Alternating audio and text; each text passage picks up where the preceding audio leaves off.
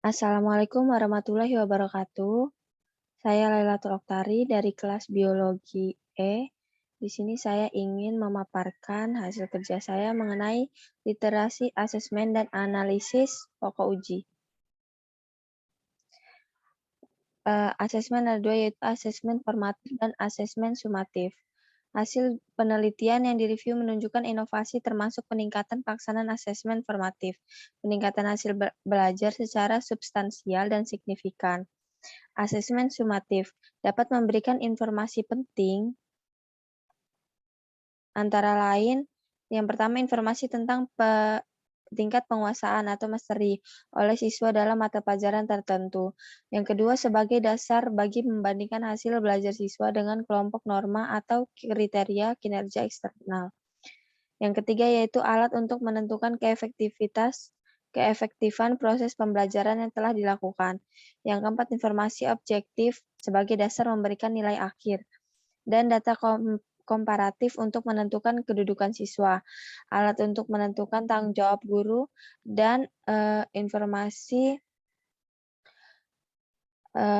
proses belajar siswa, spesifik tentang isi pembelajaran yang dapat dipakai sebagai dasar bagi orang tua atau guru di pendidikan berikutnya.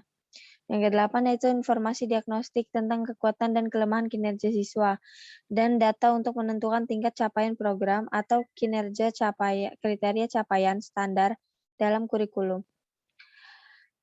Ada literasi asesmen merupakan kemampuan dalam memahami prinsip-prinsip dasar asesmen yang berkualitas dan bertindak sesuai tujuan pembelajaran yang dirancang dengan mengupayakan penggunaan yang seimbang berbagai asesmen alternatif. Selanjutnya, semua asesmen tersebut digunakan sebagai pemandu dalam mengambil keputusan dan sebagai alat bantu mengajar, atau disebut juga teaching tools, untuk memanusiakan peserta didik. Orang yang mampu melakukan penilaian dan memahami prinsip dasar penilaian disebut asesmen literat. Sejalan dengan uraian di atas, asesmen dikatakan baik jika memenuhi persyaratan tersebut. Yang pertama yaitu validitas. Validitas dapat dikatakan disebut valid jika dapat mengukur apa yang hendak diukur. Reliabilitas yaitu tes reliable yang dapat dipercaya jika memberikan hasil yang tetap apabila diteskan berkali-kali. Objektivitas yaitu tes yang baik harus bersifat objektif, tidak ada unsur pribadi yang mempengaruhi. Bentuk tes. Tes tersebut berbentuk uraian akan memberikan peluang untuk memberikan penilaian subjektif. Oleh karena itu, dalam mengevaluasi tes perlu rentangan derajat skor dalam item soal uraian. Yang kelima, penilai. Subjektivitas penilai akan dapat mempengaruhi secara leluasa, terutama dalam bentuk tes uraian, seperti faktor kesan terhadap siswa, tulisan, bahasa, kelemahan, dan sebagainya. Perkembangan pendidikan dari dulu hingga sekarang. Dulu guru mengajar, sekarang mendefinisikan hasil pembelajaran, mengajar, dan melaksanakan penilaian utama. Peranannya siswa dulu dinilai menginterpretasi hasil ujian terstandar.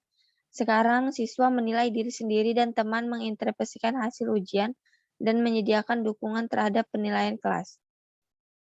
Pelaksanaan tujuan dulu yaitu akuntabilitas. Sekarang akuntabilitas dan pembelajaran. Penggunaannya yaitu hasil pengujian dari atas ke bawah. Sekarang yaitu penyaringan hasil pengujian dari atas ke bawah dan dari kelas ke atas. Sasarannya bersifat umum, tidak terbuka. Kalau sekarang yaitu sangat terarah dan bersifat terbuka, terutama berupa respon terpilih, dan yang sekarang terutama berupa penilaian kinerja dan esai dengan beberapa respon terpilih. Ada analisis pokok uji. Analisis pokok uji merupakan suatu prosedur yang sistematis untuk menyelidiki informasi-informasi khusus terhadap alat evaluasi yang disusun. Yang kedua yaitu analisis pokok uji. Tujuannya adalah upaya memperbaiki atau meningkatkan kualitas alat evaluasi, yaitu mengidentifikasi soal yang baik, kurang baik, dan jelek. Yang ketiga, mendiagnostik kemampuan siswa dan mengevaluasi pelaksanaan pembelajaran untuk menjadi lebih baik. Jenis validitas ada validitas logis dan validitas empiris. Validitas empiris meliputi validitas isi dan validitas konstruksi. Tes dikatakan mempunyai validitas isi jika dapat mengukur isi materi dan tujuan pembelajaran.